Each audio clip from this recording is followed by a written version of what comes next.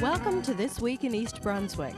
6th and 7th graders from Hammarskjold Middle School showcased their talents at the Winter Choral Concert.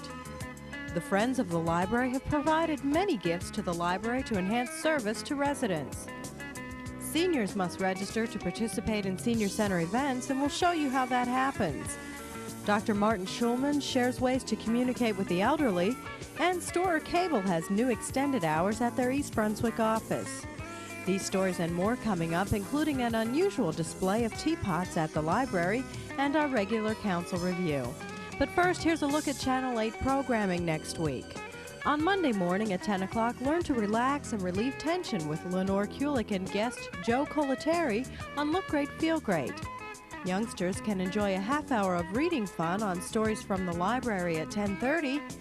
And on Tuesday night at 7:30, Paul Hansen discusses stress management with Dr. Christine Durbach on You and Your Money.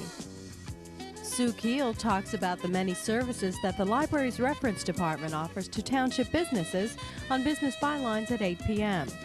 On Wednesday night, John Kopko finds out what students like best about school on Spotlight on Education at 7:30. At 8 o'clock, the State Teen Arts program is the topic of 18 with host Stuart Davis.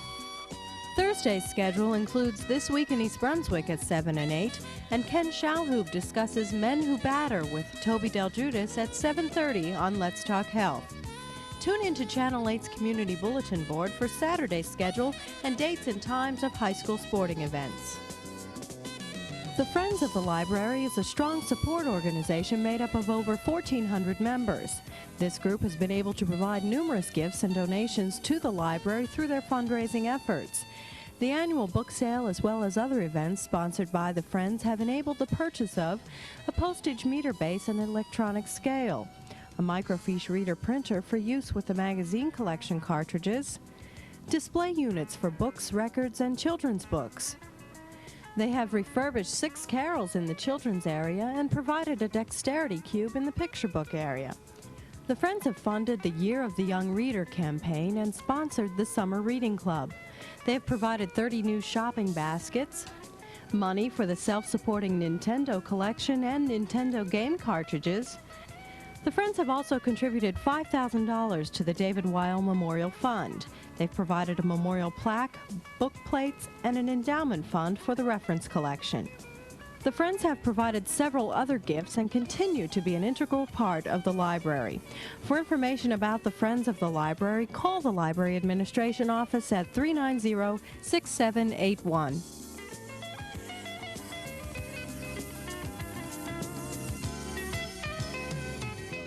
Let's talk about communicating with the elderly. This is, after all, the fastest growing part of our population.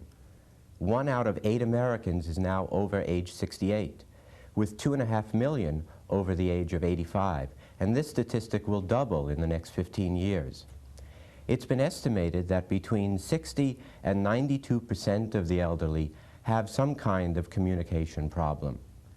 Some of these problems may be physically based, such as stroke, Alzheimer's disease, Parkinson's disease, the results of traumatic injury, falls, removal of the vocal cords because of cancer of the larynx, for example. But some of these communication problems may not be the result of a physical problem. For example, the leading cause of communication problems among the elderly is depression. The older person is often caught in a vicious cycle. They're very anxious about their finances, their health, their family, their lifestyle, their dwindling social network. These anxieties can lead to depression. When you're depressed, you tend not to want to talk very much. You isolate yourself, and this isolation feeds right into the depression, so you're caught in this vicious cycle, and communication suffers. Now, all of us will suffer the loss of some skill as we age. It's safe to say that our body will be a little less efficient and will move a little more slowly. The biggest change, which will impact directly on our communication skills, will be reduced hearing. We will all lose some hearing as we age. It's going to be a gradual loss.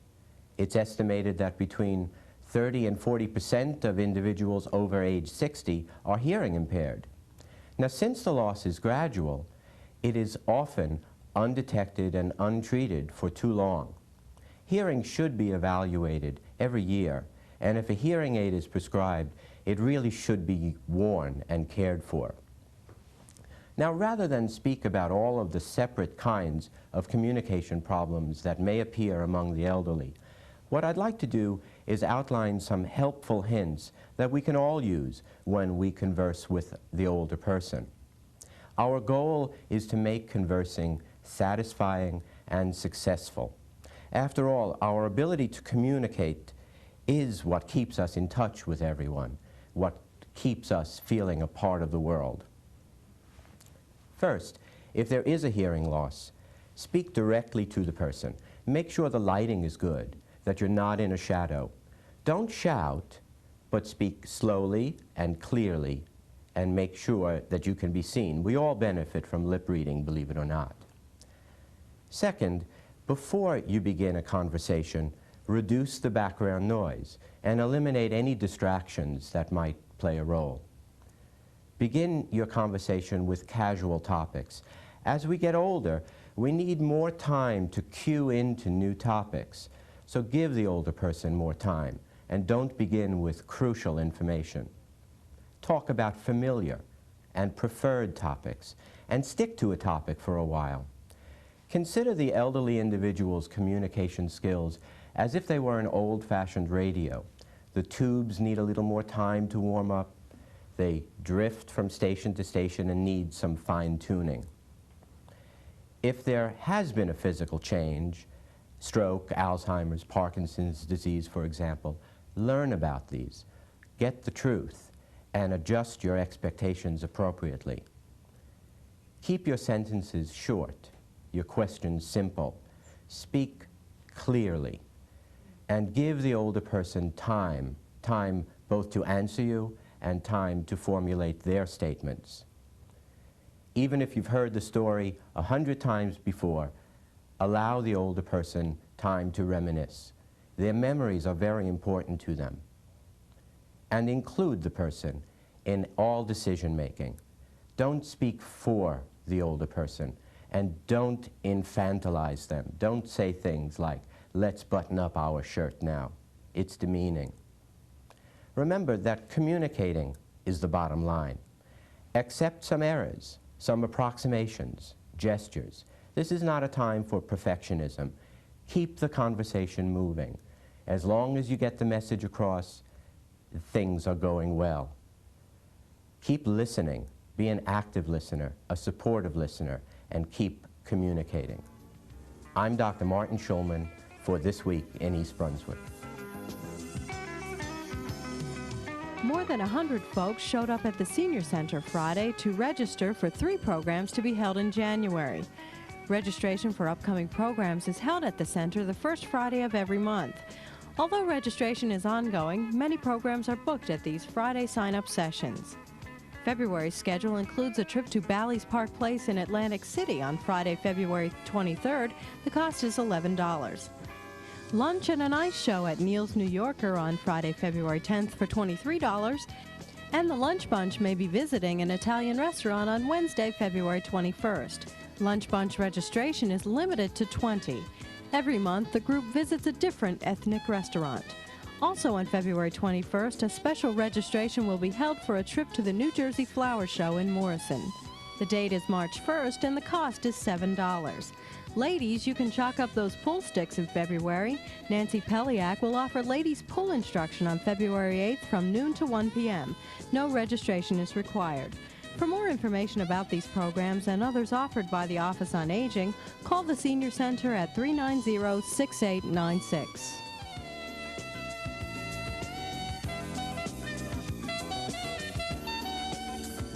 Welcome. I'm Doug Halverson, Director of Consultation and Education at the Middlesex County Mental Health Clinic. With me today is Don Proser, co-chair of the United Way's Alcohol and Drug Abuse Initiative Program. Don, thanks for being here today. Don, what is this Drug and Alcohol Abuse Initiative that the United Way is so actively involved in? Well, first, I think you know the United Way this year specifically is trying to raise $6 million for the community. And those monies will be invested in over 100 different programs that will benefit our local community. An outshoot, though, of that effort is an initiative we're calling Drug and Alcohol Abuse. It's an attempt to raise up to an additional $1 million, specifically to aid kids and their families in our community who are struggling with drug or alcohol problems.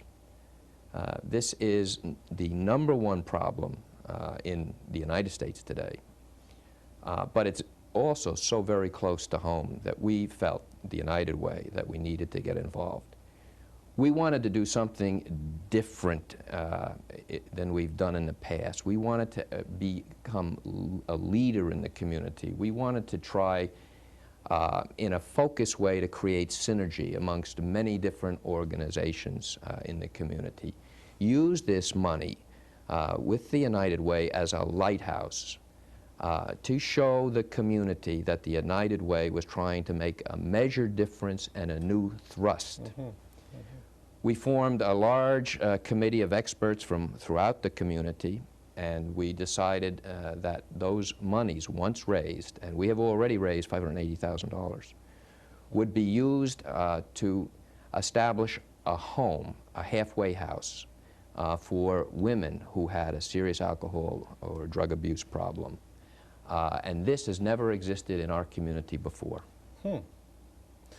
So the new money, the hope is to be used in new ways to address, unfortunately, an old problem. Yes, and in the form of a leadership effort, a synergistic effort in the community. Don, thank you for being here. I'm Doug Halverson, Director of Consultation and Education at the Middlesex County Mental Health Clinic. With me today has been Don Proser, co-chair of the United Way of Central Jersey's Alcohol and Drug Initiative. For further information from the United Way about this initiative, you may call 247-3727, 247-3727. Thank you for watching. Those who see the library's showcase exhibit of teapots this month may find themselves traveling back to a time when tea was used as a vegetable or relish in Mongolia. When tea became part of religious and ceremonial rituals in China and Japan, or to 1658 when tea was first advertised in England as a cure for all ills. The East Brunswick Historical Society hopes to add a little history to its exhibit of teapots. Some of the earliest teapots were made in China. Dutch and English potters of the 17th century experimented with a soft paste of red stoneware and with silver to make teapots resembling those made in China. The first teapots made in Germany used a hard paste porcelain developed there in 1710. The display will feature a statue from Sri Lanka of a woman collecting tea leaves in her basket. Most teapots today still closely resemble Chinese teapots. The vast majority of them are round, although some are cylindrical, oval, and even animal-shaped. And if you're finding it difficult to keep those New Year's resolutions, take a look at January's book display. Self-help books on everything from quitting smoking to bodybuilding and improving your memory are available. Hello, and welcome to Consumer Aware. I'm Adrienne Eisner, Director of the East Brunswick Consumer Affairs Office. For the convenience of East Brunswick subscribers, and as required by our franchise renewal agreement, Stora Cable Communications has extended its office hours in East Brunswick. Their office facility is located at 3 Hour Court in Williamsburg Commons on Summerhill Road.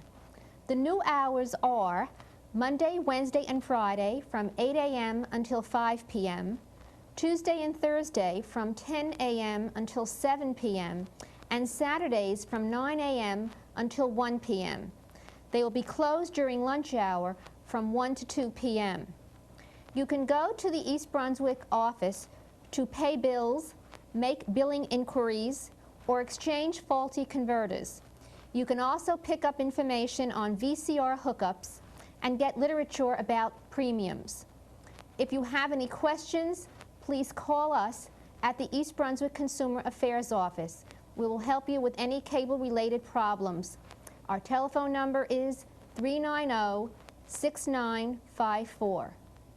Thank you for joining me on on Consumer Aware. See you again next time.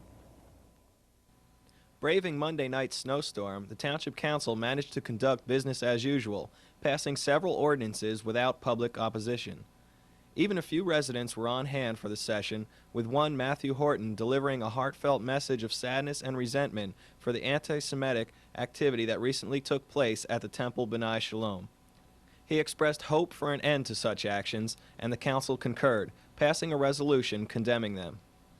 Also during the public portion of the meeting, 2 law enforcement officers rallied in support of maintaining the position of Animal Control Officer within the Department of Public Safety.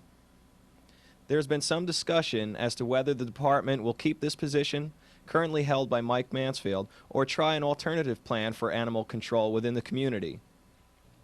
Jack Coughlin, Township Administrator, assured the 2 officers that the proposal was still in the discussion stage, and he welcomed their input. He recommended that they also share their views with the Public Safety Director, John Cross. Public hearings will be held on January 22nd for ordinances amending Chapter 209, Vehicles and Traffic, by prohibiting trucks over 4 tons on River Road, as well as several roads in the area of Dunham's Corner and Fern Road. Hammarskjold 6th and 7th grade chorus sang to a full house in the newly refurbished high school auditorium Tuesday night. Mrs. Kay Peck, Hammarskjold's music teacher, directed 3 separate performances. The first by the 6th grade chorus, followed by the special chorus, a group of 6th and 7th graders who practice after school, and finally the 7th grade chorus. We'll wrap up the show tonight with selections from each of the performances. Thanks for watching.